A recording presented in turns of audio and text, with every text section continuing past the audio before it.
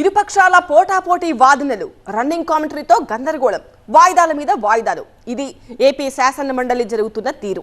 ఇవాళ కూడా సభలో రగడ కంటిన్యూ అయింది. కీలక అంశాలపై చర్చ సందర్భంగా మండలిలో రచ్చ జరిగింది. ఏపీ మండలి రోజు హాట్ గా సాగుతోంది.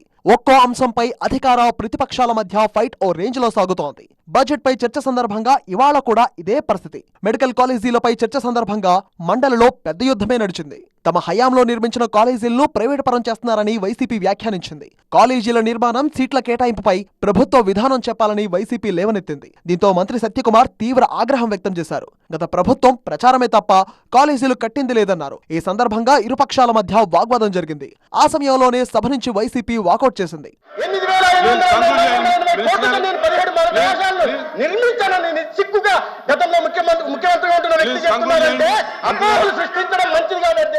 ఇక లిక్కర్ పాలసీ పైన మండలిలో హాట్ గా చర్చ నడిచింది. ఈ ప్రభుత్వం తీసుకొచ్చిన మద్యం విధానాన్ని, లిక్కర్ పాలసీని ఎమ్మెల్సీ దువ్వాడ శ్రీనివాస్ తప్పుపట్టారు. అయితే దేశంలోనే బెస్ట్ లిక్కర్ పాలసీ ఏపీలో ఉందన్నారు మంత్రి కొల్లు రవీంద్ర.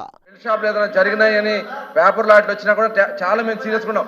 ఒక పేపర్లో వచ్చే కాదు, సోషల్ మీడియా వచ్చినటువంటి విషయాలు కూడా మేము ఎప్పటికప్పుడు కరెక్ట్ చేసుకుని వాటి మీద చర్యలు తీసుకున్నాకి ప్రభుత్వం చాలా ట్రాన్స్పరెంట్ గా ప్రజల ఆరోగ్యం అవసరం, ప్రజలకి జేబులు చిల్లులు పడకుండా చూడాల్సిన బాధ్యత కూడా మా మీద ఉంది అధ్యక్ష.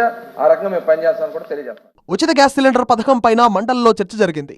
దీపం 2 పథకం అమలు, లబ్ధిదారుల సంఖ్యపై వైసీపీ సందేహాలు వ్యక్తం చేయగా మంత్రి నాదెండ్ల మనోహర్ సమాధానమిచ్చారు. దేశంలో ఎక్కడా లేని విధంగా దీపం 2 పథకాన్ని అమలు చేస్తున్నామన్నారు. ఈ 15 రోజుల్లోనే 35,77,000 బుకింగ్స్ కాగా 25,64,000 సిలిండర్లు డెలివరీ చేశామన్నారు. ఇప్పటికే 141 కోట్ల 17 లక్షల రూపాయల నగదును లబ్ధిదారులకు జమ చేశామన్నారు మంత్రి నాదెండ్ల మనోహర్. 25,64,951 డెలివరీ చేశాం అధ్యక్ష. హామీలకు కేటాయింపులు లేవని వైసీపీ సభ్యులు సభ దృష్టికి తీసుకెళ్లారు. అయితే వైసీపీ ఎమ్మెల్సీలకు కూటమి సభ్యులు, మంత్రులు కౌంటర్ ఇచ్చారు. ఈ సందర్భంగా ప్రసంగాలకు అడ్డుతగులుతూ ఇరుపక్షాల వాదనలు, రన్నింగ్ కామెంటరీతో మండలిలో గందరగోళం నెలకొంది. ఈ గందరగోళం మధ్య సోమవారానికి మండలి వాయిదా పడింది.